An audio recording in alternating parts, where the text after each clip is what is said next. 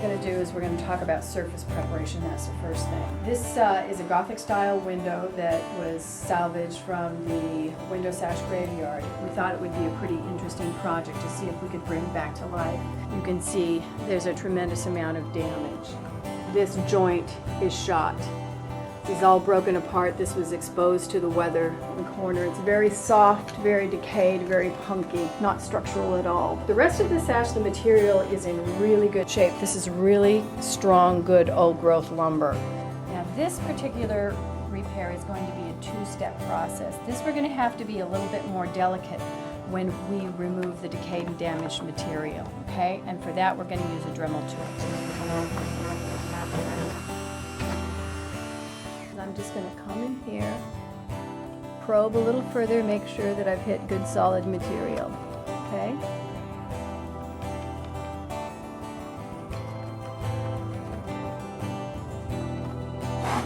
There.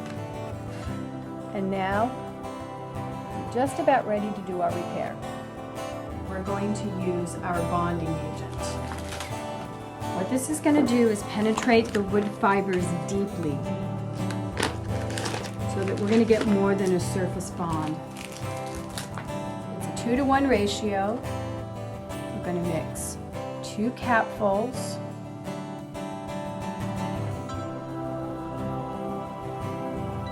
of part A, the white, to 1 capful of part B. For this particular application, I'm going to use a very fine artist brush because I want to get inside.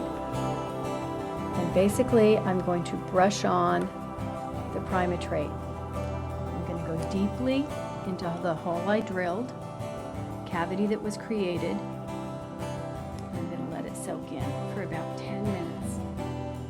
Now I want to talk about dispensing methods. The flex-tec comes, this is our first size, in a dual cartridge. This is so that you have absolutely no guesswork when you're mixing the epoxy. It comes out in the right proportions. Fit the epoxy inside, squeeze it forward, and the epoxy is ready to come out in the correct proportion. Take one of our sculpting knives and mix. We like to see people mix this on a flat surface, almost like an artist would mix up paint. Spread it out, swirl it around, so that both part A and part B are mixed up thoroughly.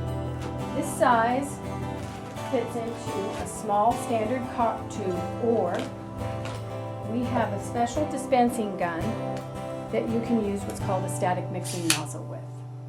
A static mixing nozzle, sort of a corkscrew affair.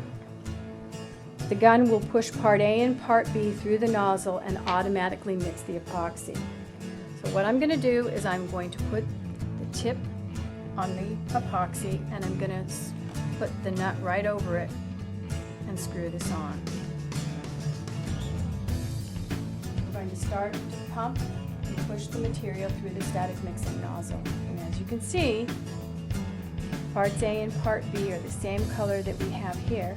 It's going to come out automatically. This is a perfect application for the static mixing nozzle. I'm going to move this slightly to the side and I'm going to pump it in. See?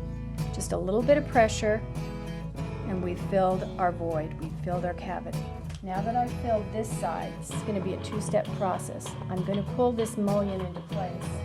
I'm going to take our sculpting knives and I'm going to follow the profile.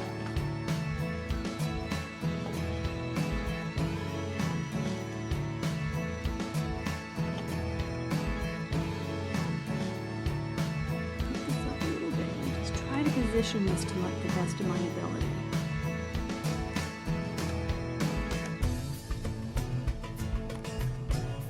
Like this.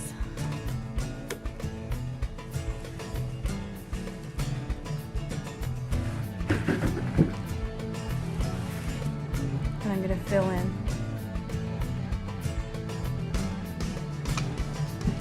This pointy trowel is wonderful for getting into the corners.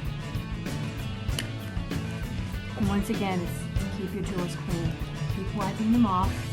In order to help create a right angle so that we're minimizing work time in sanding, what we're going to use is plexiglass. Okay? I'm going to spray a little bit of Pam on the plexiglass. Not a lot, just a little bit. It's just going to help when it pops off.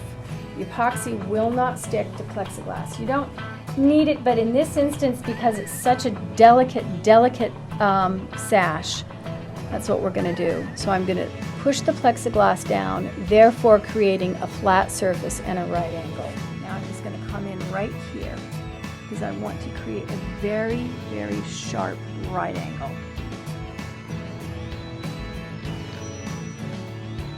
So there you go. So as you can see right here, this corner is pretty bad. It's pretty soft, it's pretty punky. So what we want to do is remove as much of this bad material as we possibly can and get it down to good quality lumber.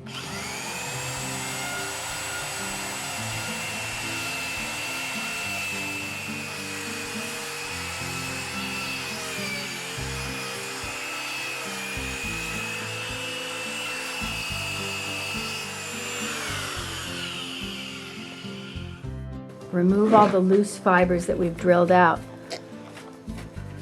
This joint is still together, but what we've done is we've removed what was rotten and what was punky. Once again, I'm going to come in. I'm going to fill the cavity that I drilled out.